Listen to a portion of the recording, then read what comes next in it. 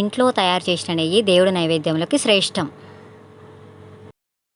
శ్రావణ మాసంలో దేవునికి నైవేద్యముల కొరకు నెయ్యి తయారు. హలో ఫ్రెండ్స్, నేను ఇప్పుడు చెప్పబోయే పాలకు సంబంధించినటువంటి టిప్స్ కాక మీరు ఫాలో అయినట్లయితే డైలీ లీటర్ పాలతోటైతే 4 నెలల్లో కిలో వరకు నెయ్యి అయితే చేసుకోవచ్చండి.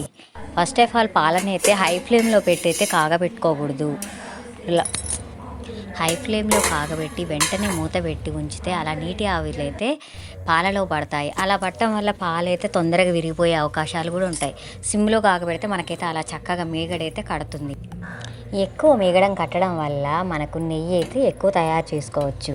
హై ఫ్లేమ్లో వేడి చేయడం వల్ల మీగడ అనేది సరిగా కట్టదు.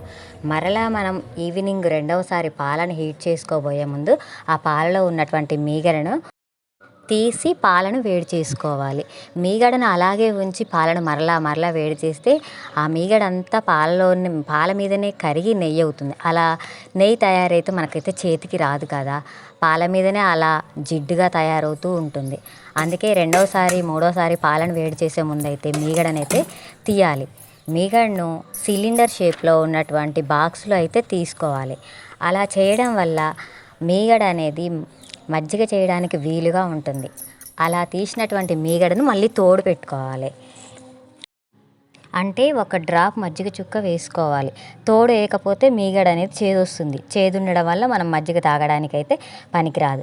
నెయ్యి అయితే చేదుండదు, కానీ మీగడ అయితే మాత్రం చేదొస్తుంది. అలా 3-4 డేస్కి ఒకసారి మీగడని తీసాక మజ్జిగ చేసుకోవాలి. మరీ ఎక్కువ రోజులైతే మజ్జిగ పుల్లగా అవుతుంది, తాగడానికి అలా పనికిరాదు కదా. అందుకే 3-4 డేస్కి ఒకసారికి అయితే మజ్జిగ చేసుకుంటే మంచిది. మజ్జిగ కూడా మనకు వేస్ట్ కాకుండా ఉంటుంది.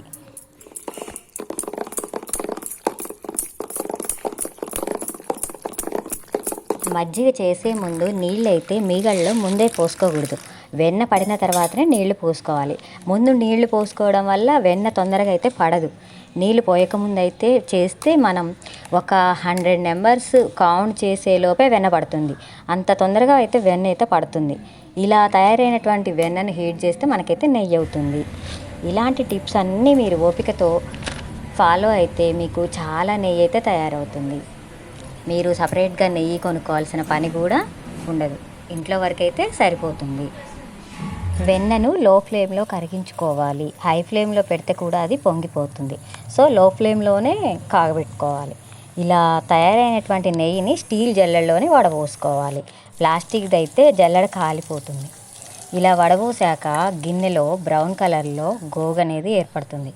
అది తినడానికి చాలా బాగుంటుంది. మా పిల్లలైతే అది తినడానికి ఒకళ్ళకొకళ్ళు పోటీ పడతారు. మీకు కనుక ఈ వీడియో నచ్చినట్టయితే లైక్ చేయండి, షేర్ చేయండి, సబ్స్క్రైబ్ చేసుకోండి. Bye friends. ఇలా తయారు చేసిన నెయ్యి దేవుడి నైవేద్యంలోకి యూజ్ చేయడానికి పవిత్రంగా అనిపిస్తుంది.